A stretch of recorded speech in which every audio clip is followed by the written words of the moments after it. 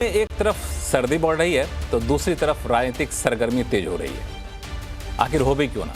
दिल्ली में अगले साल फरवरी में विधानसभा चुनाव होने हैं और इससे पहले आम आदमी पार्टी, भारतीय जनता पार्टी और कांग्रेस में सियासी हलचल काफ़ी तेज हो गई है। मुख्यमंत्री पद से इस्तीफा देने के बाद से अरविंद केजरीवाल फुल चुनावी मूड में हैं। आम आदमी पार्टी और बीजेपी की ऑटो पॉलिटिक्स भी चल रही है जो बिल्कुल सवाब पे है और दोनों पार्टियों ने 1 लाख से ज़्यादा ऑटो चालकों को लुभाने के लिए वादों की झड़ी लगा दी है। और इस बीच केजरीवाल ने यह भी साफ कर दिया कि वो यानी आम आदमी पार्टी का कांग्रेस के साथ कोई गठबंधन नहीं होगा। आप बीजेपी को सीधे टक्कर देगी। अब दे पाए कि नहीं दे पाए को देखना हो आगे चलकर। आपने तो टिकट बांटने भी शुरू कर दिए हैं, लेकिन इस बीच असदुद्दीन ओवैसी ने अपना उम्मीदवार खड़ा करना शुरू कर दिया है, जिससे कई सीटों पर मुकाबला काफ़ी ज़्यादा दिलचस्प होने का आसार है। कुल मिलाकर कहें तो दिल्ली का चुनावी माहौल इस वक्त पूरी तरह से गर्मा गया है और इस गहमा गहमी में तीनों पार्टियों की क्या है तैयारी और कौन किस पर पड़ेगा भारी, आज आवाज़ अड्डा में करेंगे इसी पर खास चर्चा। नमस्कार, मैं हूं लक्ष्मण राय और इस चर्चा में भाग लेने वाले मेहमानों से आपका परिचय कराऊं इससे पहले ये देखिए खास रिपोर्ट।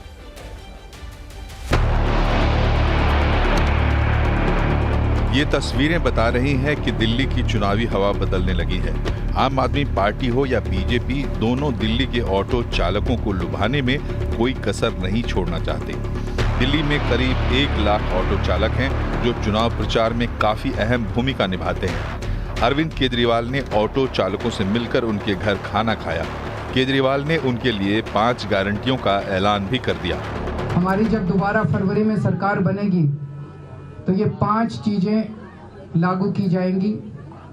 एक कि ऑटो वाले बहुत गरीब हैं, बहुत ज़्यादा गरीब हैं। जब ये बेटी की शादी करते हैं तो इन्हें तकलीफ होती है, तो अगर किसी भी ऑटो वाले की बेटी की शादी होगी तो सरकार की तरफ से 1 लाख रुपए उनकी बेटी की शादी के लिए। केजरीवाल के हर कदम पर बीजेपी की नजर है। वो भी ऑटो चालकों को लुभाने में पीछे नहीं रहना चाहती। इसलिए बीजेपी के नेता वीरेंद्र सचदेवा भी ऑटो चालकों से मिलने निजामुद्दीन रेलवे स्टेशन पहुंच गए। बीजेपी ने भी ऑटो चालकों से कई वादे कर दिए हैं। वो केजरीवाल पर भ्रष्टाचार के अलावा ऑटो चालकों की अनदेखी करने का आरोप भी लगा रहे हैं। ये ऑटो चालक परिवार लगातार हमारे संपर्क में है। इनका सिर्फ एक सवाल है, दिल्ली में सरकार अरविंद केजरीवाल की है तो पिछले 12 साल में ये घोषणाएं थी, ये पूरी क्यों नहीं की? क्यों उन लोगों को सुरक्षा नहीं दी? क्यों उन लोगों को बीमा नहीं दिया? क्यों उन लोगों को वर्दी के पैसे नहीं दिए? और आज भी सिर्फ घोषणा कर रहे हैं। तो अभी कर देना, जब सरकार उनकी है, अथॉरिटी उनके कर दे। इस ऑटो पॉलिटिक्स के बीच आम आदमी पार्टी और कांग्रेस के बीच गठबंधन होने की खबर चल रही थी, लेकिन केजरीवाल के एक पोस्ट ने इस पर विराम लगा दिया। आम आदमी पार्टी ने साफ कर दिया है कि वो दिल्ली चुनाव अपने दम पर लड़ेगी। कांग्रेस के साथ कोई गठबंधन नहीं होगा। किसी प्रकार का कोई गठबंधन का सवाल ही पैदा नहीं होता।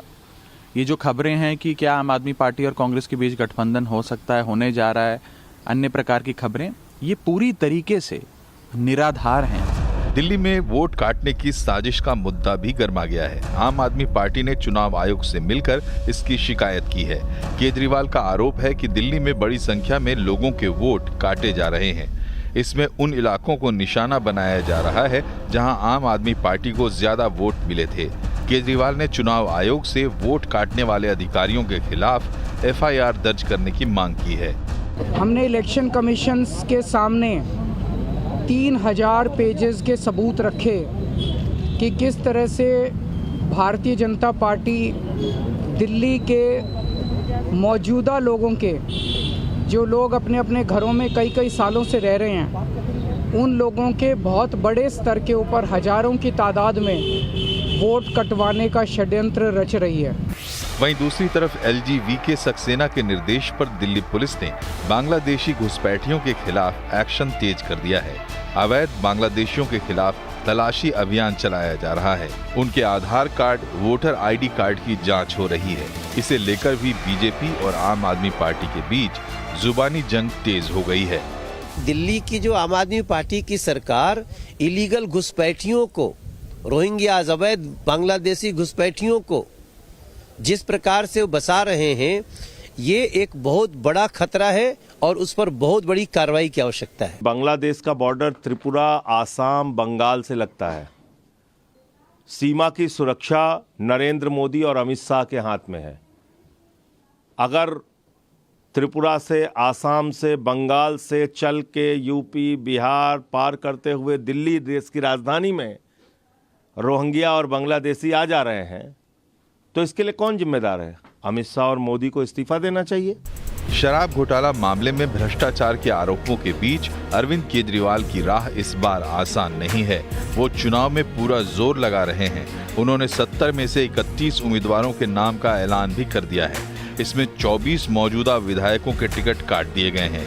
इसके चलते विधायक नाराज बताए जा रहे हैं और पार्टी में बगावत के सुर भी उठ रहे हैं। सवाल ये है कि क्या दिल्ली में आम आदमी पार्टी एक बार फिर से सरकार बना पाएगी? भ्रष्टाचार के आरोपों के बीच क्या दिल्ली की जनता केजरीवाल के नाम पर वोट देगी? लोकसभा चुनाव में बीजेपी लगातार आम आदमी पार्टी और कांग्रेस को धूल चटा रही है, लेकिन विधानसभा चुनाव में उसे सफलता हाथ नहीं लग पा रही। क्या इस बार बीजेपी अपनी रणनीति में कोई बदलाव करेगी और इस पूरे चुनावी खेल में कांग्रेस कहीं है भी? बिल्कुल, ये सारे सवाल ऐसे हैं जो हर दिल्ली वासी जानना चाहता है। जिन लोगों की दिल्ली में दिलचस्पी है वो भी जानना चाहते हैं, जो दिल्ली में नहीं रहते वो भी जानना चाहते हैं। आखिर राष्ट्रीय राजधानी है, हर किसी की दिलचस्पी इसमें रहती है और आज आवाज़ अड्डा में इन्हीं सारे सवालों के जवाब ढूंढने की कोशिश करेंगे। और इस कोशिश में हमारे साथ होंगे आम आदमी पार्टी के प्रवक्ता संजीव कौशिक जी, बीजेपी की प्रवक्ता चारू प्रज्ञा जी, कांग्रेस के प्रवक्ता नीरज मिश्रा जी और वरिष्ठ पत्रकार हर्षवर्धन त्रिपाठी, और साथ में राजनीतिक विश्लेषक हमारे साथ होंगे रवि श्रीवास्तव जी। आप सभी मेहमानों का बहुत बहुत स्वागत और नमस्कार हमारी तरफ से। चूँकि बात दिल्ली की है और दिल्ली में लंबे समय से आम आदमी पार्टी काबिज है यहाँ पे, तो मैं कोशिश सबसे पहले जाना चाहूँगा संजीव कौशिक जी के पास, जो कि आम आदमी पार्टी के प्रवक्ता हैं। संजीव कौशिक जी, जब पहले लिस्ट आई आम आदमी पार्टी की और फिर दूसरी लिस्ट आई, तो मैं बड़ा चौंक गया कि आखिर इतनी जल्दी लिस्ट जारी करने की क्यों बनी। चूँकि पिछली बार जहाँ तक कि मुझे याद है जनवरी के दूसरे हफ्ते के आसपास आम आदमी पार्टी ने अपनी सूची जारी की थी। तो ये क्या विशेष रणनीति के तहत ऐसा किया जा रहा है या फिर कुछ फीडबैक आपको अलग मिल रहा है? देखिए, फीडबैक मिले या फिर रणनीति के तहत ये बात की जाए, लेकिन सच बात यह है कि हर एक पार्टी को अपने तरीके से रणनीति बनाने का अधिकार है और उसके आधार पर वो काम करती है। चुनाव समर में निश्चित तौर पर राजनीतिक दल चुनाव जीतने के लिए उतरते हैं और अपने पूरे दमखम के साथ उतरते हैं। रही बात लोगों के नाम के घोषणा की कि आखिर इतनी जल्दीबाजी क्यों है, तो पार्टी ये मानती है कि यदि नामों की घोषणा समय रहते कर दी जाए तो वो अपने क्षेत्र में जाएंगे और अपने लोगों से मुलाकात करेंगे, बात करेंगे। जिस तरह से उनकी अपनी रणनीति है और लोगों के बीच में जो काम किया गया है अभी तक, क्योंकि आम आदमी पार्टी ये खुलेआम मानती है कि अभी तक के वक्त में एक ऐसी पार्टी है जो खुलेआम जाकर के लोगों के बीच में कहती है कि हमने 10 साल या 12 साल जो भी हमें समय मिला हमने काम किया, हम उस काम के आधार पे आपसे वोट मांगने आए। हम आगे क्या करेंगे उसको बाद में आप परखेंगे। हमने जो पीछे किया है उसको ध्यान में रखें। हमने जो वादे किए थे उसके अनुसार काम किया। आपके बच्चों को बेहतर शिक्षा दी, स्कूल दिया, स्वास्थ्य दिया बेहतर, महिलाओं के लिए काम किया, बसों में व्यवस्थाएं दी, बुजुर्गों के लिए काम किया। वो तमाम बातें जो लगातार आम आदमी पार्टी के लिए एक मजबूत पिलर के तौर पे काम करती है और लोगों को कनेक्ट करने के लिए जो मुद्दे हैं उस पर हमने काम किया और उस आधार पे आप हमें वोट दें। तो उस आधार पे अब रही बात कि बहुत सारे लोग इलेक्शन के वक्त में इधर से उधर और उधर से इधर आते जाते रहते हैं, ये कोई मायने नहीं रखता। लेकिन जब आप गौर करेंगे तो आपको दिखाई देगा कि बहुतायत मात्रा में आम आदमी पार्टी के पास अन्य दलों से लोग जब जुड़ते हैं या जुड़ रहे हैं लगातार, तो इसका मतलब ये है कि लोगों के मन में या उन राजनेताओं के मन में, उन राजनीतिक दल जो विपक्षी पार्टियां हैं या उनमें जो पहले से काम कर रहे थे, उनके मन में ये विश्वास है कि निश्चित तौर पे यदि आम आदमी पार्टी को हम ज्वाइन करते हैं तो आम आदमी पार्टी के बेहतर काम करती हुई पार्टी दिखाई देती है और उसके साथ जोड़ने के बाद में हमें भी मौका मिलेगा जनसेवा करने का। बस एकमात्र कारण यही है। जब आप संख्याओं के आधार पर देखेंगे तो बहुतायत मात्रा, मैंने इसलिए शब्द इस्तेमाल किया चूंकि बहुत सारे लोग ये बात भी कहते हैं कि नहीं आपके यहाँ से भी तो लोग जा रहे हैं।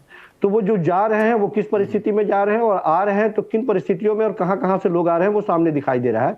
तो एक आशा और उम्मीद की किरण आम आदमी पार्टी बनकर उभरी है जिसको लोगों ने इतना प्यार दिया और उसी के आधार पर वो काम यहाँ करते हुए पे दिखाई दिया। संजीव कौशिक जी, हर कोई परिस्थिति को अपने हिसाब से इंटरप्रेट करता है, उस पर नहीं जाएंगे, उस पर आगे चल के हम लोग जाएंगे।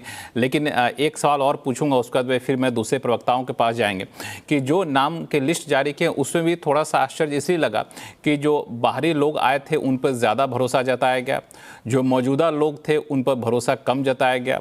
21 नवंबर को 11 नाम आए, उसमें से 6 लोग ऐसे थे जो भाजपा और कांग्रेस से आए थे। इसके बाद 20 नाम आए, जिसमें से 17 मौजूदा विधायकों को टिकट काट दिए गए।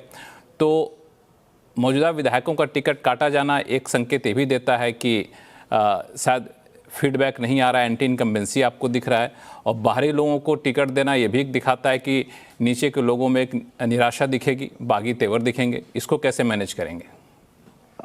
देखिए, आप अपने तरीके से इस बात को ले सकते हैं, लेकिन सच बात यह है कि जिस तरह से आम आदमी पार्टी लगातार बढ़ती चली जा रही है और कारवां बढ़ता चला जा रहा है, जो लोग आम आदमी पार्टी से जुड़े रहे हैं उनके मन में एकमात्र संकल्प या एकमात्र विचार यही है कि आम आदमी पार्टी बेहतर तरीके से और आम आदमी पार्टी एक बहुत छोटी सी पार्टी है, नई पार्टी है, और लगातार लोग यदि जुड़े रहे तो ये लोग आएंगे कहां से? समाज के ही तो लोग आएंगे, अच्छे काम करने वाले लोग आएंगे। उनको लगता है कि इस पार्टी से जुड़ जाएंगे तो हमें काम करने का मौका मिलेगा।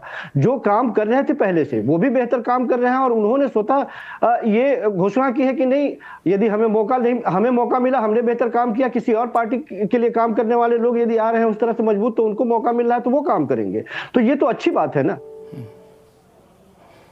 नहीं, आपके हिसाब से अच्छी बात है, लेकिन कैडर को थोड़ी सी मायूसी लगेगी कि हम तो इतना दिन काम किए, बाहर से हेलीकॉप्टर कैंडिडेट आया, उसको आपने दे दिया। खैर, ये आप सिर्फ आम आदमी पार्टी की दिक्कत नहीं होती, दूसरी पार्टी की भी दिक्कत होती है। मैं सिर्फ आप पे आरोप नहीं लगाऊंगा, लेकिन एक होता है, मनोबल टूटता है कई बार, लेकिन उसको किस तरह से मैनेज करेंगे, बड़ा चैलेंज होगा आगे चल के। भाजपा की प्रवक्ता हमारे साथ जुड़ गई हैं। आपको क्या लगता है कि इसमें जो चारू प्रज्ञा इस पूरे तैयारी में, दिल्ली चुनाव की तैयारी में आगे रहने की बाजी मार ली है आम आदमी पार्टी ने? आप लोग थोड़ा सा पिछड़ गए, क्योंकि आमतौर पे भाजपा जानी जाती है कि फॉरवर्ड प्लानिंग, बेहतर रणनीति, सबसे पहले कदम उठाना। महाराष्ट्र में हमने देखा इस तरह की रणनीति काफ़ी सफल भी हुई, लेकिन यहाँ पे थोड़ा सा अरविंद केजरीवाल बाजी मारते हुए दिख रहे हैं। नमस्ते। देखिए, जिस तरीके से आम आदमी पार्टी ने बयानबाजी चुनाव के पहले शुरू कर दी है, इससे एक बात स्पष्ट है कि आम आदमी पार्टी हार की तरफ बढ़ रही है।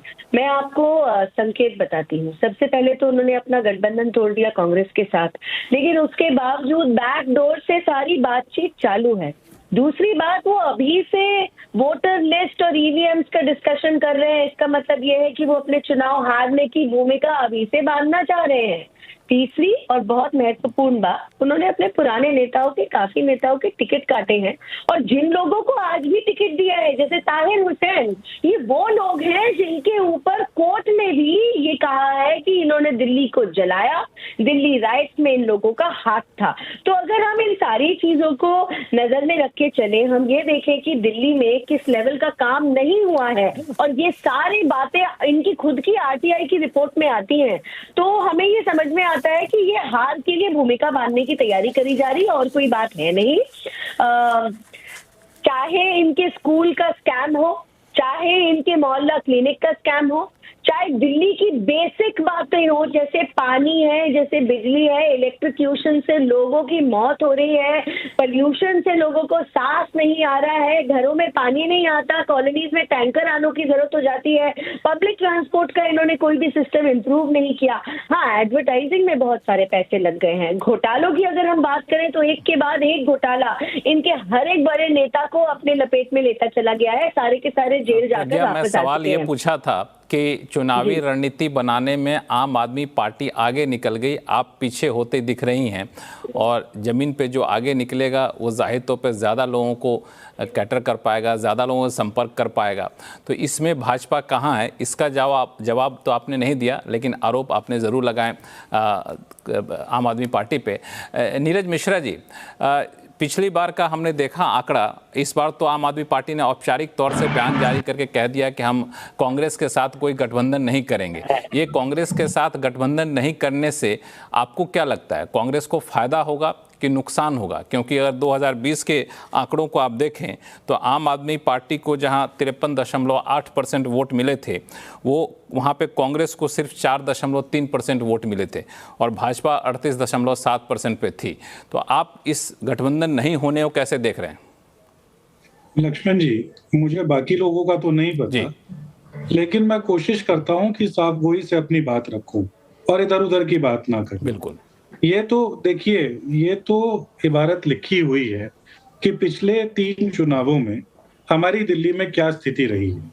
उसके पीछे की वजहों पर मैं जरूर आपसे डिबेट कर सकता हूं, पर उससे वो रिजल्ट तो चेंज नहीं हो सकता। लेकिन आज जिस तरीके से आपने बहस की शुरुआत से पहले जो पैकेज चलाया, उसमें मुझे थोड़ी सी आपत्ति दिखी, क्योंकि पिछले 70 दिनों से आपके प्रोड्यूसर्स और आपके रिसर्चर्स को पता होना चाहिए कि दिल्ली के अंदर एक न्याय यात्रा चल रही है, जिसमें कांग्रेस के कार्यकर्ता दिल्ली की 70 विधानसभाओं में गए और वहां पर हर तबके से मिले हैं। और ये जो ऑटो की पॉलिटिक्स की बात कर रहे हैं, इसकी शुरुआत दिल्ली के अंदर इस चुनावी रण में वो कांग्रेस ने की है, जो संवाद आज से 12 दिन पहले हम लोगों ने किया था ऑटो चालकों के साथ और उनकी बातों को सुना और मैनिफेस्टो बनाने का कार्यक्रम हमारा चालू है। मेरा कहने का सिर्फ ये तात्पर्य है कि ये जो नैरेटिव की लड़ाई है, जिसके अंदर आज दिल्ली की जनता फुटबॉल बनी हुई है, क्योंकि केंद्र की भाजपा की सरकार और प्रदेश की आम आदमी पार्टी की सरकार, इन दोनों की खींचतान के बीच में हमारे जैसा जो आम दिल्ली वासी है वो आज पिसता चला गया है। आप समझिए, एक world class capital Sheila Dikshit ji के नेतृत्व में कांग्रेस पार्टी ने आपको बनाकर दी। आज उस वर्ल्ड क्लास कैपिटल की स्थिति क्या है? आप यमुना में चले जाते हैं, हर छठ पूजा में विजुअल्स आप लोग दिखाते हैं कि वहां पर पानी जाने लायक नहीं है। ये जो 3 महीने अभी चल रहे हैं, नवंबर से लेकर जनवरी तक, दिल्ली सांस लेने लायक नहीं बची है। और छोटी छोटी बुनियादी बातें, चाहे वो बिजली हो, चाहे वो पानी हो, चाहे वो सुरक्षा हो, इन सारे पैमानों पर ये केंद्र की और जो प्रदेश की सरकार है, ये तो फेल रही है। और कांग्रेस पार्टी जनता के बीच में बैठकर इस बात को उनको बता रही है। देखिए, आपने केंद्र की सरकार को देखा है, जिसने पिछले 11 साल से आपके ऊपर एक अन्याय काल थोप दिया है। वही सेम जो हमारे अरविंद केजरीवाल जी हैं दिल्ली में, और आज अतिशी जो खड़ाऊ रखकर मुख्यमंत्री बनी है, ये उन्हीं के शब्द हैं। इन लोगों ने भी पिछले 11 साल में दिल्ली की वही स्थिति कर दी है। तो हम लोग तो जनता के बीच में जाकर उनसे सिर्फ ये हाथ जोड़कर दरख्वास्त कर रहे हैं कि वो जो वर्ल्ड क्लास कैपिटल आपके पास था, जिसे greenest capital of the world कहा जाता था, आप उसको दोबारा से क्लेम कीजिए और अपने हकों की लड़ाई लड़िए। और उस हक की लड़ाई लड़ने के लिए हमें इस बार इस बात का भरोसा है कि जनता हमें आशीर्वाद दे रही है। और लक्ष्मण जी, आपका जो सवाल था कि ये जो गठबंधन की बात, देखिए, मोदी जी के एक माउथपीस एजेंसी ने सूत्रों के हवाले से ये खबर चलाई कि कांग्रेस पार्टी जो है वो आम आदमी पार्टी के साथ गठबंधन करेगी। कांग्रेस के किसी बड़े नेता ने तो कहा नहीं। आपने अपने क्रिएटिव में देश के नेता विपक्ष की फोटो लगाई, क्या उन्होंने आकर कहा कि हम कांग्रेस आम आदमी के साथ गठबंधन करेंगे? तो आम आदमी के साथ गठबंधन की बात जब हरियाणा में हमने नहीं की, पंजाब में हम उनके सामने लड़े और दिल्ली में हमारे कार्यकर्ता, हमारे नेता इनकी नीतियों का विरोध करते हैं, तो हम इनके साथ क्यों जाएंगे? जब हम लोकसभा का चुनाव लड़ते हैं तो वो ठीक उसी तरह है कि रणजी ट्रॉफी मैच में एक खिलाड़ी हमारे देश का जो इंडियन टीम में साथ खेल रहा हो, लेकिन अपने प्रदेश के लिए खेल रहा होता है। आप कह रहे हैं नीरज मिश्रा जी, आप कह रहे हैं कि आपने भी साफ कर दिया है कि इंडिया गठबंधन में भले ही हम साथ हैं, लेकिन दिल्ली विधानसभा चुनाव हम आम आदमी पार्टी के साथ नहीं लड़ेंगे। अगर आप नहीं लड़ेंगे तो जो पिछले 10 साल का कैडर है, उस बेस है, उसको मजबूत करने के लिए आपने कहा भी यात्रा हमने चलाया। पैकेज में सारी बातें नहीं की जा सकती, लेकिन आपने जो बातें कही वो भी चैनल पे जा रहा है, हमारे दर्शक उतने ही दर्शक इस आपकी बातों को भी सुन रहे हैं। इस पे मैं आऊँगा आगे चल करके। हर्षवर्धन त्रिपाठी जी, अभी तक जो पिछले 2-3 हफ्ते से चुनावी सरगर्मी आपको दिख रही है, आपको क्या लगता है कि इस बार का दिल्ली चुनाव पिछले 2 चुनाव से अलग रहने वाला है? जिस तरीके से जेल से निकलने के बाद मुख्यमंत्री की कुर्सी छोड़ी और फिर सीधे चुनावी मैदान में कूद गए, भाजपा भी यहाँ पे अब हर घर घर जाके अभियान में जुट गई है। इतना पहले कांग्रेस भी इसमें कूद गई है और असदुद्दीन ओवैसी के पार्टी के उम्मीदवार भी खड़े हो गए, वो भी और जगहों पे खड़े होने की संभावना है। तो इस बार का चुनाव आपको अलग दिख रहा है बाकियों से? देखिए लक्ष्मण जी, चुनाव तो हर अलग होता है और कोई भी चुनाव पहले के चुनाव जैसा नहीं होता है। ये गलती जब कोई राजनीतिक दल या नेता करता है तो मात खा जाता है, मुंह की खाता है। लेकिन अलग एक विशेष मायने में है। अरविंद केजरीवाल का कोई प्रशंसक हो या विरोधी, लेकिन एक बात हर कोई कहता था कि अरविंद केजरीवाल के ऊपर निजी तौर पर कोई गंभीर आरोप नहीं। और 3 चुनाव अरविंद केजरीवाल की पार्टी ने कमाल किया। 13 में उन्होंने कांग्रेस को 8 सीटों पर ला दिया था और सबसे बड़ी पार्टी भारतीय जनता पार्टी थी, लेकिन कांग्रेस के साथ अनैतिक गठजोड़ किया केजरीवाल ने। उसके बावजूद जनता ने उन्हें प्रचंड जनादेश देकर 2 बार भेजा, मुख्यमंत्री की कुर्सी पर बिठाया। अब तो खैर एडहॉक चीफ मिनिस्टर से चला रहे, ये भी कहीं उदाहरण देखने को नहीं मिला। लेकिन बदला क्या है, इसको जरा लिस्टिंग करेंगे तो आपको समझ में आएगा कि आम आदमी पार्टी क्यों इस तरह से हड़बड़ी में, थोड़ी मुश्किल में दिख रही।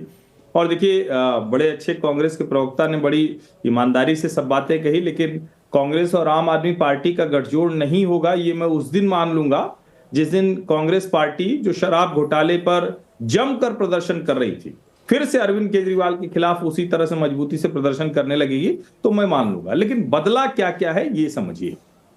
5 साल से लगातार यमुना में सपरिवार नहाऊंगा कहने वाले अरविंद केजरीवाल अब यमुना जी की तरफ पता नहीं जाते भी हैं या उधर से जब गाड़ी गुजरती है तो आंख बंद कर लेते हैं, शीशा काला करवा देते हैं, क्या करते हैं मुझे नहीं पता है। अरविंद केजरीवाल जो आदमी कट्टर ईमानदार की छवि वाला था, मैं आज तक नहीं समझ पाया। मतलब ठीक है, तर्क दिया जा सकता है कि भाई दूसरे राज्य के मुख्यमंत्री भी ऐसे आवास में रहते हैं भाई, एक से एक नेता है, सांसद ही बहुत से हैं, बहुत अच्छा बनवा के रहते हैं। कई ऐसे सांसद हैं जिनके घर में घुसी तो लगता है कि सचमुच शीश महल जैसी जगह में जा रहे हैं। लेकिन अरविंद केजरीवाल का बंगला, 2 बंगले को तोड़कर इस तरह से आलीशान बंगला बनवाया जाए, राजमहल जैसा लुक दिखे, उसके अंदर ऑटोमेटिक दरवाजे। अच्छा, कौन सा ऐसा काम करना है भैया कि तुम दरवाजा भी नहीं खोल सकते हो? तो ये सब दिल्ली की जनता को दिखा। दिल्ली की जनता को यह भी दिखा कि शराब घोटाले में आरोप लग रहा है। अब अरविंद केजरीवाल जो शिक्षा मॉडल की बात करते थे, उनके शिक्षा मंत्री और राज्य के उप मुख्यमंत्री रहे मनीष सिसोदिया को अपनी सीट तक छोड़नी पड़ जाती है, वो भाग जाते हैं। अवध ओझा जो कोचिंग में पता नहीं क्या मतलब कुछ ऐसे ऊटपटांग बोलने के लिए चर्चित हुए और उनको सीट दे देते हैं। राखी बिरलान को सीट छोड़नी पड़ती है, वो दिल्ली विधानसभा में उपाध्यक्ष हैं शायद। और एक के बाद एक जिनको आप टिकट दे रहे हैं वो कौन लोग हैं? वो लोग हैं जिनको 2013, 2015, 2020 में अरविंद जी ने हराया। आम आदमी पार्टी के भीतर का असंतोष अभी बाहर नहीं आ रहा है, लेकिन 2013, 15, 20 में जो वॉलंटियर्स ने हरा दिया, नए लोगों ने हरा दिया, और जिनको आप पुराने में भी दे रहे हैं, 2 लोगों के बेटे को टिकट दे दिया। तो अरविंद जी की राजनीति अब कोई अलग नहीं रही। तो ये चुनाव इसमें मैं हर जी इस सवाल पे मैं जरा आम आदमी पार्टी के पास, प्रवक्ता के पास जाना चाहूँगा। संजीव कौशिक जी, ये जो हर्षवर्धन जी ने अभी अपनी बात रखी कि अरविंद केजरीवाल की जो छवि थी, और वाकई में छवि थी और काफ़ी लंबे समय तक छवि रही, राजनीति में आने से पहले और राजनीति में आने के पीछे और सफल होने के पीछे उनकी एक छवि बड़ी महत्वपूर्ण भूमिका निभाई। लेकिन अब जिस तरीके से छवि धूमिल हुई है, जेल में रहे उतने दिनों तक, उनके उप मुख्यमंत्री जेल में रहे और कई घोटालों पे संगीन आरोप लगे, आपको लगता है कि ये सब थोड़ा सा जनता का विश्वास डगमगाएगा? जो पिछले 2 चुनाव में देखने को मिला था वो विश्वास शायद हासिल कर पाना मुश्किल होगा। देखिए, जिस छवि को हर्षवर्धन त्रिपाठी जी अपने चश्मे से देख रहे हैं, बाकी दिल्ली की जनता उस छवि को अपने चश्मे से नहीं देख रही है। दिल्ली की जनता को इससे कोई मतलब नहीं है कि अरविंद केजरीवाल जिस महल में रहते थे या जिस उनका चश्मा दूसरा है, जिस शीश महल में रहते थे, हाँ बिल्कुल, जिस शीश महल में रहते थे, वो अरविंद केजरीवाल का व्यक्तिगत नहीं है, वो दिल्ली के मुख्यमंत्री का आवास है। भारतीय जनता पार्टी कल जीतेगी, भारतीय जनता पार्टी के जो मुखिया होंगे, जो मुख्यमंत्री होंगे, वो उसमें जाके रहेंगे, इससे कोई फर्क नहीं पड़ता। ये जानबूझकर तो आम आदमी का ही है, आम आदमी पार्टी का नहीं, मतलब आम आदमी का ही पैसा लगता है। तो इतनी यदि नैतिकता है तो हर्षवर्धन जी के मुंह से ही हम सुनना चाहेंगे कि हिंदुस्तान के प्रधानमंत्री, हिंदुस्तान के तमाम मुख्यमंत्री उनके अपने अपने घरों के ब्यौरा दें और बताएं कि कौन कौन मुख्यमंत्री किस तरह से रहते हैं। देश के प्रधानमंत्री के 11,000 करोड़ के हवाई जहाज का भी वो लेखा जोखा दें, और जिस तरह से एक प्रधानमंत्री के 2 लाख के चश्मे होते हैं, 2.5 लाख की घड़ियां होती है। वो जिस तरह की शानो शौकत पे रहते हैं, अभी तक जिस तरह के खर्चे नहीं, वो सब स्वीकार कर रहे हैं। संजीव कौशिक जी, बेसिकली सवाल ये था कि इतने सिंपल और साधारण से इंसान की छवि मैं आ रहा हूं। और हमारे उप मुख्यमंत्री के लिए और पूर्व शिक्षा मंत्री के लिए जिन शब्दों का इस्तेमाल किया गया कि वो भाग गए अपने सीट से, तो क्या नरेंद्र मोदी जी के लिए भी ये शब्द का इस्तेमाल करेंगे कि वो भाग के चले गए, बनारस चले गए, गुजरात छोड़ के? वो भाग के गए थे क्या? देखिए, राजनीति में मैंने कहा कि सीटों की अदला बदली किन परिस्थिति में, मनीष सिसोदिया एक शिक्षाविद है, एक शिक्षाविद के लिए उन्होंने यदि अपने पटपड़गंज विधानसभा को छोड़ दिया, दूसरे जगह से यदि उन्होंने चुनाव लड़ना चाहा, या फिर जो वहां से चुनाव लड़ने की इच्छा रखते हैं, उन्होंने कहा कि मैं यहाँ बहुत दिनों तक रहा हूं, मेरी कनेक्टिविटी बेहतर और शानदार है। अब एक शिक्षाविद ने सोचा कि ये हमसे ज्यादा बेहतर काम कर पाएंगे, हम पूरे, ये कॉन्फिडेंस लेवल को देखने के बजाय आप इसको कमजोरी की तरफ देख रहे हैं।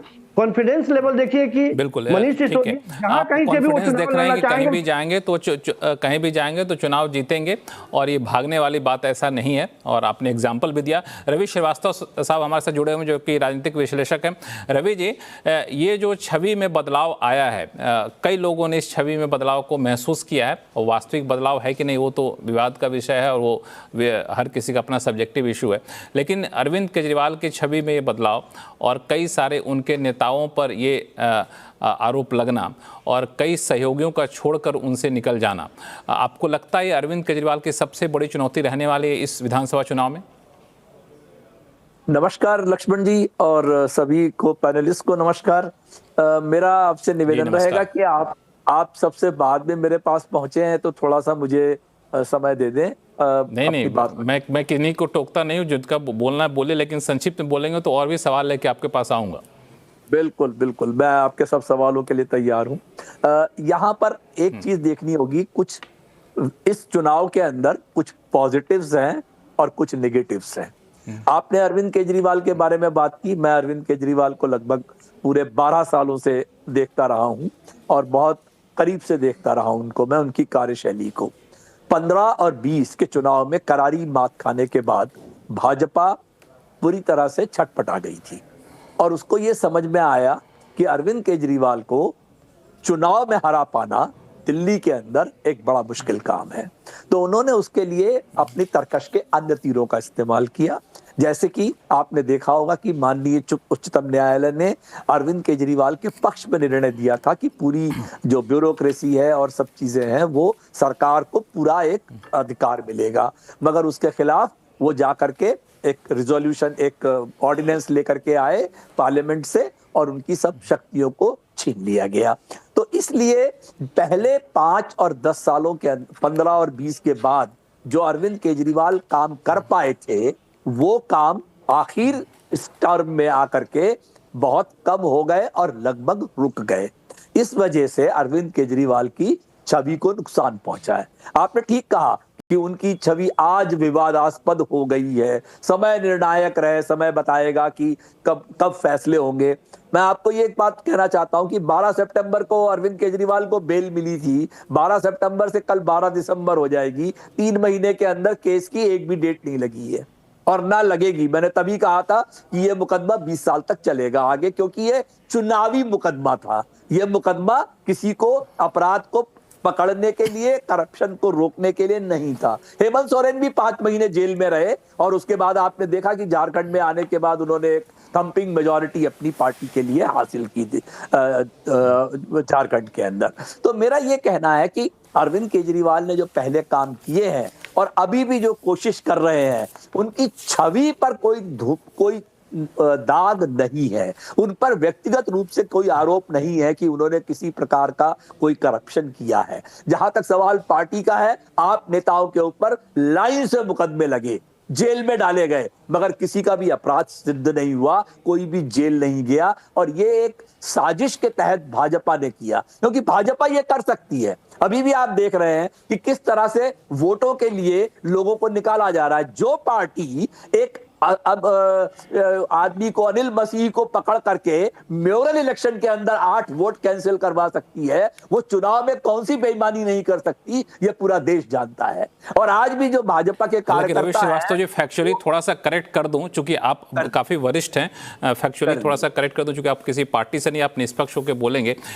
आरोप इतना जल्दी साबित होता नहीं भारतीय कोर्ट में। दूसरी बात कि आरोपों से बरी भी नहीं हुए हैं, क्योंकि जो हम लोगों ने ईडी के चार्जशीट को पढ़ा, उसको देखा, तो उसमें वाकई संगीन आरोप थे। मैं ये नहीं कहता आरोप सही थे गलत थे, आरोप तो आरोप होते हैं।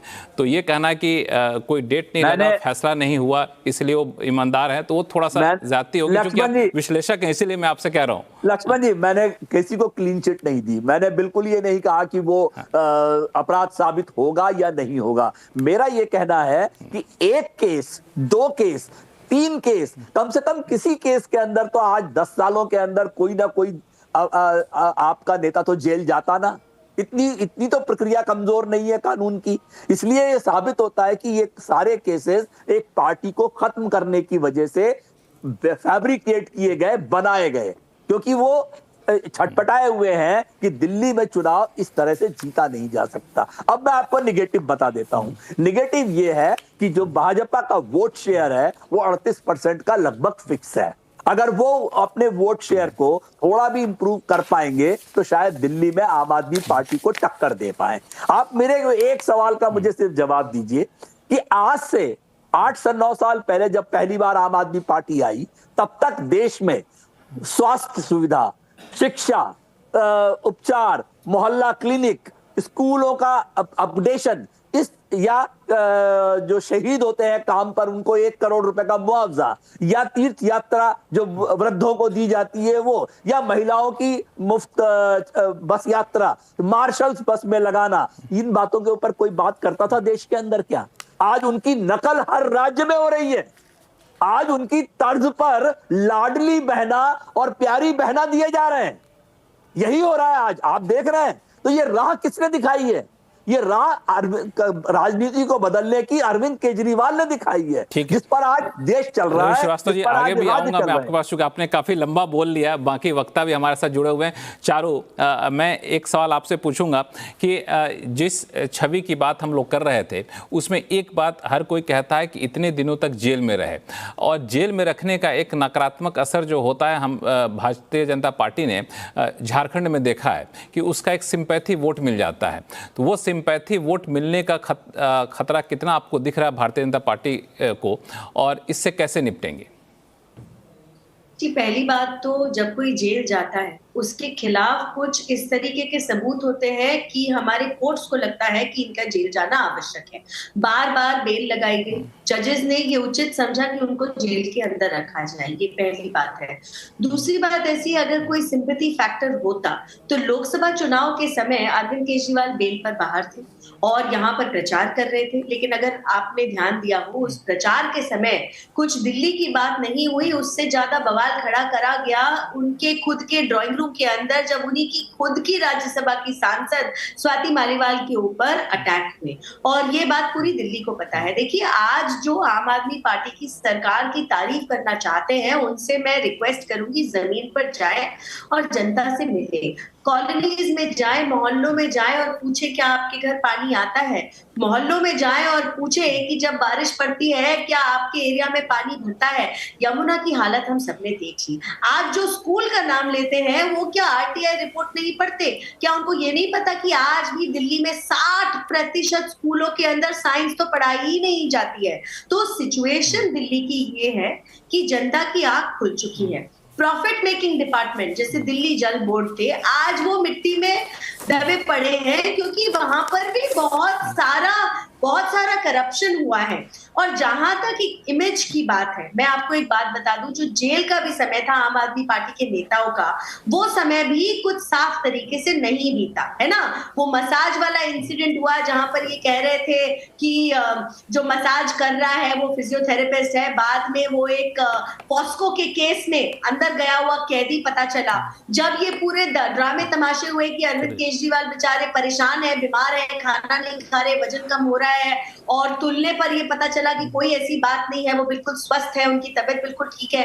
मैं ये कहना चाह रही हूँ कि जिस तरीके से तमाशे करे गए, जिस तरीके से हर एक चीज को एक ड्रामा सा बनाकर जनता के सामने करा गया, राजनीति इससे ऊपर है। जनता को अपना भला चाहिए, लाभ चाहिए, और इन ड्रामों से अब वोट नहीं मिलने वाले। आम आदमी पार्टी का पर्दाफाश हो चुका है, और जैसा मैंने कहा, अगर ऐसा नहीं होता तो आज ऑलरेडी ये लोग वोटर लिस्ट की बात नहीं कर रहे।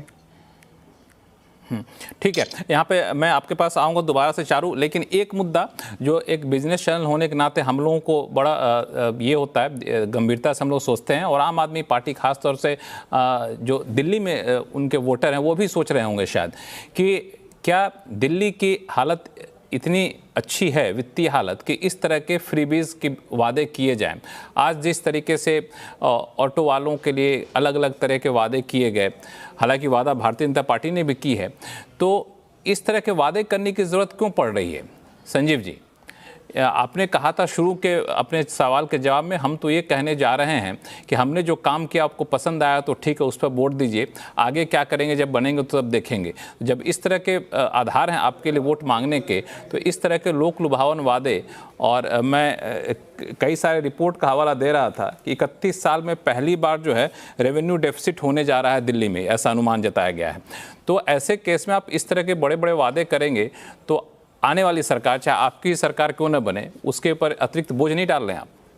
कौशिक साहब, देखिए, कोई भी सरकार अपने जनता के लिए काम करती है, और दिल्ली की सरकार भी अपने जनता के लिए काम कर रही है। सवाल यह है कि ये कौन तय करेगा कि कौन सी योजनाएं जन कल्याणकारी है और कौन सी योजनाएं फ्रीबीज वाली है, किस योजना से कितना असर पड़ रहा है, किसने कहा। दिल्ली सरकार सब तरीके से मजबूती के साथ चलती हुई दिखाई दे रही है। वो लोगों को फ्री में, मुफ्त में बस यात्रा भी महिलाओं को करा रही है, शिक्षा भी बेहतर देख रही है। रीढ़ की हड्डी बन चुकी दिल्ली की स्वास्थ्य व्यवस्था, गरीबों से जाके एक बार पूछिए। अभी कह रही थी हमारी बहन चारू प्रज्ञा की, लोगों से जाके पूछिए, क्या जाके लोगों से पूछिए। आपने कभी योजनाओं के बारे में या दिल्ली के जनता के दिलों में उतरने के बारे में सोचा ही नहीं। आप तो केवल हवाई बातें करती रही। अभी भी आप मसाज के चक्कर में लगी हुई हैं। आपको पता है कि जिस समय इलेक्शन हो रहा था एमसीडी का, रोजाना इन्हीं टीवी चैनलों पर एक फुटेज आ जाता था आप लोगों के माध्यम से, और सुबह से लेकर शाम तक उसी फुटेज पे हम लोग चर्चा करते थे। नतीजा क्या हुआ? दिल्ली की जनता ने कहा कि इन सब बातों से हमें कुछ लेना देना नहीं है। एक सरकार आई है, बेहतर काम कर रही है हमारे बच्चों के लिए, हमारे भविष्य के लिए। एमसीडी से भी बाहर का रास्ता दिखा दिया। 2.5 दशक से मैडम आप बाहर हैं। आप इस चीज को मानने को तैयार ही नहीं है कि आपकी रणनीतियों में कोई कमी है। पूरे हिंदुस्तान में आप पताका फहरा के आती हो, और दिल्ली में आने के बाद में चारों खाने चित वाली स्थिति हो जाती है। एक दिल्ली, छोटा सा प्रदेश, जिसमें दिल्ली के गृह मंत्री, पूरे हिंदुस्तान के गृह मंत्री, दिल्ली के नहीं, हमारे अपने गृह मंत्री पर्चा बांटते फिरते हैं दरवाजे दरवाजे, और उसके बाद में भी दिल्ली की जनता कहती है कि नहीं, आपको दिल्ली की सत्ता नहीं सौंपेंगे। ये छोटी मोटी बात नहीं है, ये कनेक्टिविटी बनाई है आप लोगों के बीच में। मैं बार बार ये बात कह रहा हूं कि ये पर्दा, सोफा, ये मसाज, ये फर्जी तरीके से केस बनाने का क्या मतलब बनता है? ये फर्जी तरीके से केस बनाने का, आप कहती हैं कि आप सही हैं तो आप वापस आ जाएंगे। जी संजीव कौशिक जी, मेरा सवाल ये था, ऑटो चालकों के लिए ये कहना कि 10 लाख का जीवन बीमा देंगे, 5 लाख का दुर्घटना बीमा देंगे, बेटी की शादी के लिए 1 लाख की आर्थिक मदद देंगे, वर्दी के लिए साल में 2 बार 2,500 हज़ार रुपये देंगे, बच्चों की प्रतियोगी परीक्षाओं के लिए कोचिंग का खर्च सरकार देगी, इन सब का कभी कोई आकलन किया है आप लोगों ने ये सारे वादे करने से पहले कि अगर ये सब देना पड़ा तो हमारे ऊपर कितना अतिरिक्त खर्च आएगा? बोझ नहीं कहूँगा, अतिरिक्त खर्च आएगा, और वो कहाँ से पैसा लाएंगे कि जब जीतेंगे तब देखा जाएगा। तो भारतीय जनता पार्टी यदि ये बात समझ रही है कि इससे अतिरिक्त दिल्ली सरकार के ऊपर कर्ज बढ़ने वाला है, तो भारतीय जनता पार्टी अभी अपने घोषणा पत्र में लिख दे कि इन सारे चीजों को लेना देना नहीं, हमसे मांगे इन सारी चीजों को खत्म कर देंगे, इनके बारे में नहीं सोचेंगे। कह दे वो हमें नहीं सोचना है, कह दे कि फ्री की यात्राएं बंद कर देंगे, फ्री में हम बस बंद कर देंगे। वो सवाल लेके तो भारतीय जनता पार्टी के पास जाऊंगा, वो सवाल लेके भारतीय जनता पार्टी के पास जाऊंगा मैं। तो वो सवाल लेके तो जाऊंगा भाजपा के पास। आपसे पूछ रहा हूँ कि आप इसका कोई आकलन किए हैं? बगैर आकलन के कुछ नहीं होता। मैंने कहा कि दिल्ली सरकार के पास पर्याप्त कोष है, और दिल्ली सरकार के पास इस मामले में बहुत ज्यादा माथापच्ची करने की जरूरत नहीं है।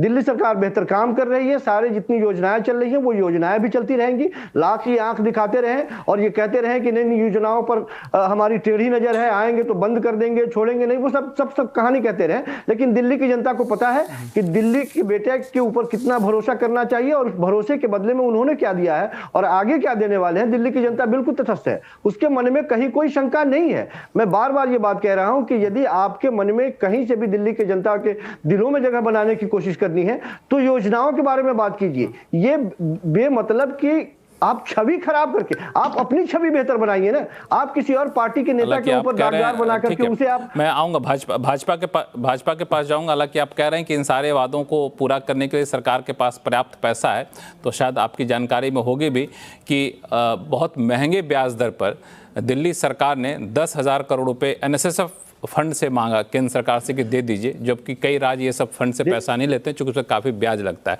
तो फंड की स्थिति उतनी भी कंफर्टेबल नहीं है कि आप इन सारे वादों को पूरा कर सके। लेकिन ये वादा सिर्फ आप नहीं कर रहे, ये मत सोचिए कि सिर्फ आपको मैं कटघरे में खड़ा कर रहा हूं। भारतीय जनता पार्टी भी इस तरह के वादे किए। लक्ष्मण जी, दिल्ली के जो पैसे हैं, लक्ष्मण जी, दिल्ली के जो पैसे हैं यदि वही दे दे भारतीय जनता पार्टी और केंद्र की सरकार दे दे तो शायद ये सवाल आपके मन में भी नहीं पैदा होगा कि कहां से ये पूरा करेंगे।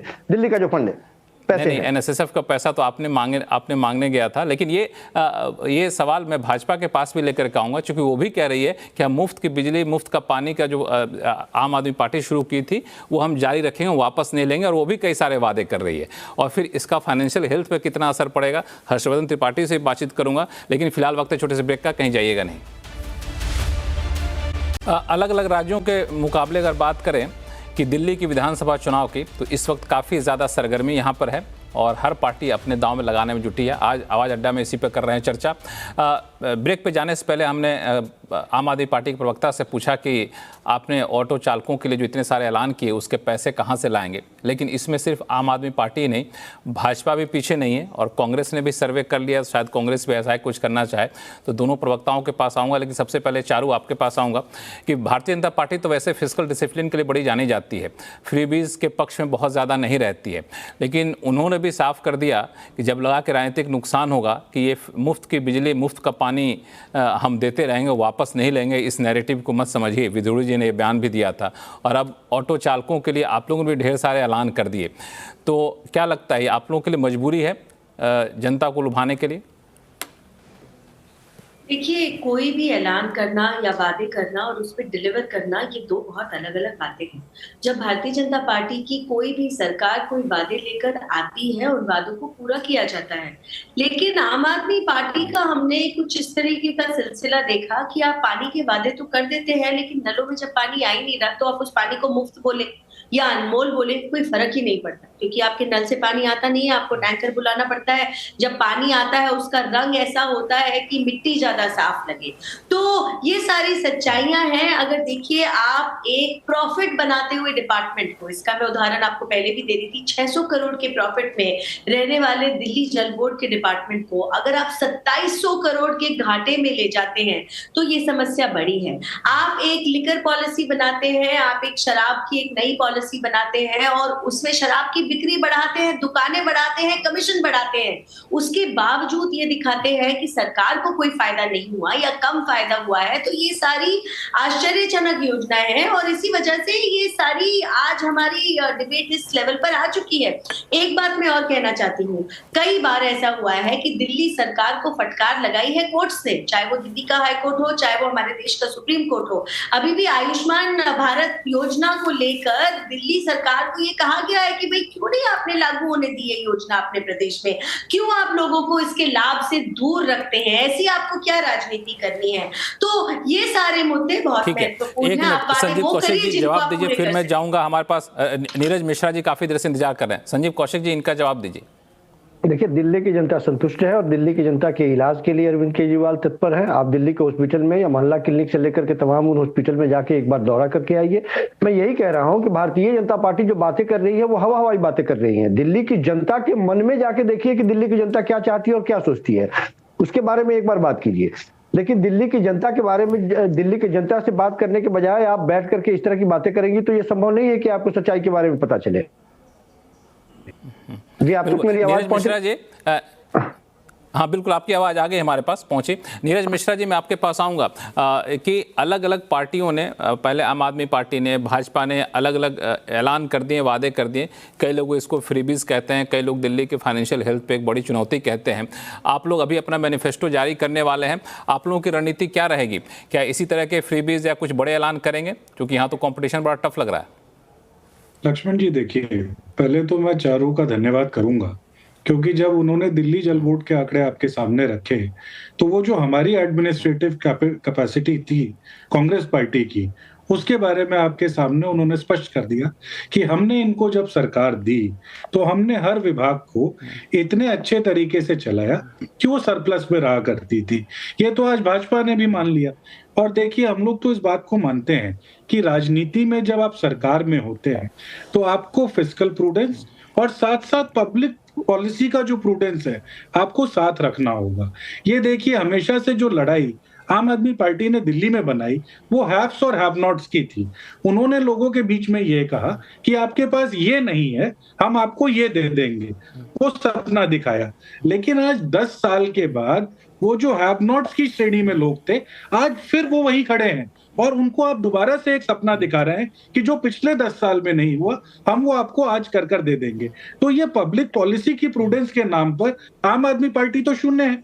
और फिस्कल प्रूडेंस आपके सामने है कि आज जब इनको सेंटर से बोरोइंग करनी पड़ रही है, मैं ये मानता हूं कि इनके पास ये कैपेसिटी नहीं है कि अन्य राज्यों की तरह ये अपने बॉन्ड्स इशू करके पैसा ले लें, क्योंकि थोड़ी बहुत अर्थव्यवस्था हम भी समझते हैं।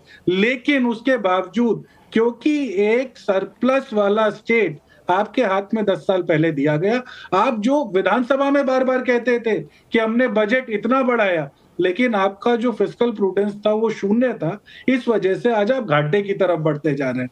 हम सिर्फ इतनी बात कहते हैं कि अगर केंद्र की सरकार आने वाली जो दिल्ली की अगर कांग्रेस की सरकार बनती है उसके साथ अगर अपनत्व का भाव रखे जो अभी तक बाकी प्रदेशों में नहीं दिखाया, तो दिल्ली को दोबारा से अगर ये दिखाते हैं तो एक वर्ल्ड क्लास कैपिटल के तौर पर दोबारा से दिल्ली की जनता के सामने और देश के सामने रखा जा सकता है। हर्षवर्धन जी, ये सारी बातें तो हमने देखा कि किस तरह से फाइनेंशियल हेल्थ और फ्रीबीज पे बातचीत चल रही थी। मेरा सवाल बड़ा सा सिंपल है कि दिल्ली के लोग पढ़े लिखे होते हैं, समझदार होते हैं, अपने पैरों पे खड़ा होना चाहते हैं, वैसे में इस फ्रीबीज के झांसे में आएंगे क्या? नहीं, देखिए, फ्रीबीज का झांसा कहिए या कहिए कि उससे थोड़ा आराम तो मिल ही जाता है, तो वो एक वर्ग तो उसमें आ ही रहा है। और ऐसा नहीं कि सिर्फ दिल्ली में आ रहा है। अरविंद केजरीवाल जिसको कहते हैं ना कि एकदम छाती ठोक कर कह रहे हैं कि हम तो यही करेंगे। बीच में तो उन्होंने रेवड़ी पर चर्चा शुरू किया था, पता नहीं क्यों बंद कर दिया। उसको तो करना चाहिए थोड़ा बढ़ा बढ़ा के। लेकिन आप किसी भी राज्य में देखिए, तो चाहे वो मध्य प्रदेश हो, चाहे वो राजस्थान हो, चाहे वो छत्तीसगढ़ हो, चाहे वो महाराष्ट्र हो, हर राज्य में ऐसी योजनाएं आएंगी। और वहां जो भी शासक रहे हैं वो उसको बड़ा गर्व से बताते हैं कि हमने ये कर दिया। भाई शिवराज जी लाडली बहनों के लाडले भाई हैं, अभी एकनाथ शिंदे लाडका भाई थे, अब देवेंद्र फडणवीस जी हैं। तो इसे तो कहीं ना कहीं रुकना होगा। और मैं आपको बताऊं, अगर ये स्कीम्स काम करती तो राजस्थान में अशोक गहलोत तो सब कर रहे थे, मोबाइल भी बांट रहे थे। और मुझे तो वो वीडियो भी बड़ा वायरल हुआ था, याद है कि वो बूढ़ी माँ ने कहा कि हाँ अशोक गहलोत ने दिया है लेकिन वोट तो मोदी को देंगे। सवाल ये है कि क्या जिस राजनीति को लेकर नरेंद्र मोदी आए थे, भारतीय जनता पार्टी उस पर स्टिक करने जा रही? और ये 10 अक्टूबर की अखबारों की हेडलाइन में पढ़ रहा हूं कि Delhi projected to slip into revenue deficit for first time in 31 years. ये ठीक कह रहे हैं नीरज मिश्रा की शीला दीक्षित के समय में फिस्कल प्रूडेंस था। और जो नरेंद्र मोदी की सरकार है उसने कोविड जैसी महामारी के समय जब देश रुक गया था करीब 3 से 6 महीने के लिए, उस समय भी उसे बरकरार रखा है और उसको अपने जो फिस्कल डेफिसिट का टारगेट है उसको अचीव करने की ओर बढ़ रहे हैं। ऐसे में ये रेवड़ी कल्चर बेहद खतरनाक है। लेकिन अरविंद केजरीवाल, चूंकि उनको लगता है कि मुफ्त बिजली पानी और अब ऑटो चालक, अब ये कितनी विचित्र सी बात है, वो कह रहे हैं सरकार 1-1 लाख रुपए ऑटो वालों को देगी, बड़े गरीब है। अरे भाई, आप ये स्थिति नहीं देख रहे कि ऑटो वाले इतना कमाएं कि अपनी बेटी की शादी अच्छे से कर पाए। आप पैसा देंगे तो फिर ऑटो चालक को ये करने की जरूरत क्या है? और कई ऐसी चीजें हैं जो लगता है कि उस पर रोक लगनी चाहिए। उसमें करप्शन है, उसमें भ्रष्टाचार के गंभीर मामले हैं नेताओं पर, उसमें उनके ऊपर आपराधिक मामले हैं। तो आपको याद है फास्ट ट्रैक कोर्ट ने बहुत कुछ दुरुस्त किया। लेकिन फ्रीबीज वाला मसला, जिस पर खुद प्रधानमंत्री नरेंद्र मोदी ने कहा था श्रीलंका जैसी हालत हो जाएगी, उस पर रोक नहीं लग रही और सभी पार्टी एक दूसरे से मुकाबले में। हाँ बिल्कुल। रवि श्रीवास्तव जी, ये हर पार्टी कहती है और यहाँ तक कि भारतीय जनता पार्टी को कूदना पड़ता है फ्रीबीज के रेस में। आपको लगता है कि राजनीतिक मजबूरी है और शायद यही वजह है कि अरविंद केजरीवाल ने शुरुआत में ये कार्ड खेल दिया है? निश्चित रूप से इसमें एक बात मैं कहना चाहता हूं कि अब से 2 या 3 साल पहले कांग्रेस पार्टी ने एक बहुत जो कांग्रेस पार्टी के नेता है उन्होंने एक बहुत अच्छी बात कही थी, यूनिवर्सल बेसिक इनकम, जो मिनिमम एक किसी भी परिवार को देश के मिनिमम पैसा एक मिलना चाहिए, वो निश्चित रूप से उसको दिया जाना चाहिए, उसको फ्री भी नहीं कह सकते।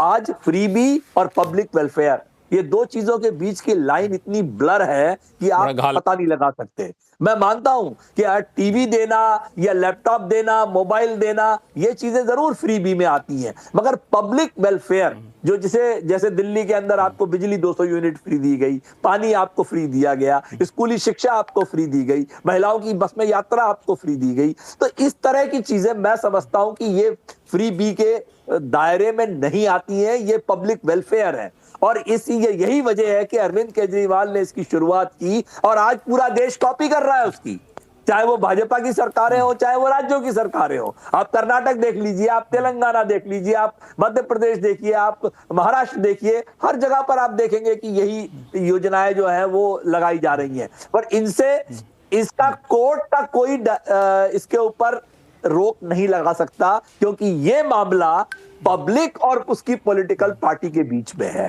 कोर्ट इसमें कोई आदेश नहीं दे सकता। हालांकि इसमें रवि साहब, इसमें चुनाव आयोग ने बड़ी अच्छी पहल की थी। हालांकि कंसल्टेशन ही शुरू किया था, बाद में कुछ हुआ नहीं, अभी तक कोई नतीजा नहीं निकला कि आप जो भी वादे करें वो कैसे पूरा करेंगे, उसका एक रोड मैप पेश करिए हर पार्टी के लिए। तो ये एक मुझे लगता है कि स्ट्रक्चर्ड था और अच्छा था, इसको जमीन पर लागू करना चाहिए, हर पॉलिटिकल पार्टी को इस पर आना चाहिए। लेकिन चूंकि ये काफ़ी लंबी बहस हो सकती है इसके मुद्दे पे, लेकिन मैं संजीव कौशिक साहब, समय काफ़ी कम है इसलिए हर लोगों का कमेंट छोटा सा लूँगा कि जब भी चुनाव होता है तो एक सबसे बड़ा सवाल उठता है कि कौन सी पार्टी किसके चेहरे पे चुनाव लड़ रही है। तो आम आदमी पार्टी ने तो साफ कर दिया, अरविंद केजरीवाल ने भी कई मोर्चे पे कहा है कि आप वोट देंगे तो सीधे अरविंद केजरीवाल को जाएगा, अरविंद केजरीवाल का चेहरा लेकर चल रहे हैं। तो ये मान के चला जाए कि मौजूदा मुख्यमंत्री टेम्परेरी हैं।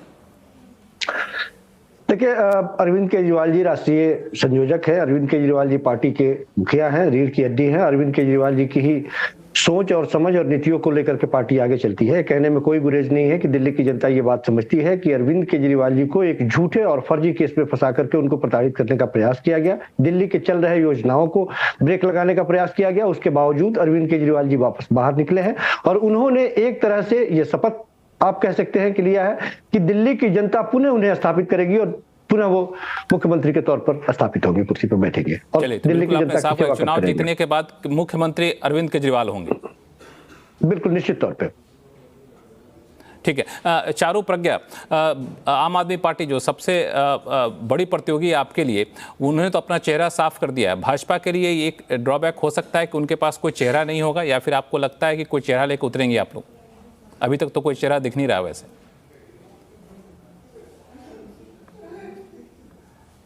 चारू, मेरी आवाज आ रही है आपको? अच्छा, चारू से लगता है कि हमारा संपर्क टूट गया है। नीरज मिश्रा जी, आप लोगों की रणनीति क्या होगी इस मोर्चे पे? देखिए लक्ष्मण जी, हमारी तो 138 साल पुरानी पार्टी है और हमारे उस 138 साल के इतिहास में जो भी राजनीतिक इतिहास है उसमें हम जब भी किसी चुनाव में जाते हैं जहां हमारा मुख्यमंत्री नहीं होता है वहां हम बिना चेहरे के चुनाव लड़ते हैं, क्योंकि एक विचारों की पार्टी है ना, विचारधारा के साथ लड़ते हैं। तो हमारे लिए तो दिल्ली की जनता के साथ वो न्याय करना है जो पिछले 11 साल से वो वंचित रह गई। उस न्याय के मुद्दे को लेकर हम सब चलेंगे। जब विधायक दल बनेगा उसका नेता चुन लिया जाएगा। हर्षवर्धन त्रिपाठी जी, ये किसी पार्टी किसी चेहरे को लेके नहीं जाना चुनाव में भारतीय जनता पार्टी के लिए कह सकते हैं कि कमजोर कड़ी होगी? नहीं, निश्चित तौर पर अगर कोई नेता होता, चेहरा होता तो बेहतर होता है। और अगर आप ध्यान से देखें तो राज्यों में भी, अगर महाराष्ट्र की जीत की बात करें भारतीय जनता पार्टी की, तो उसकी सबसे बड़ी वजह देवेंद्र फडणवीस रहे।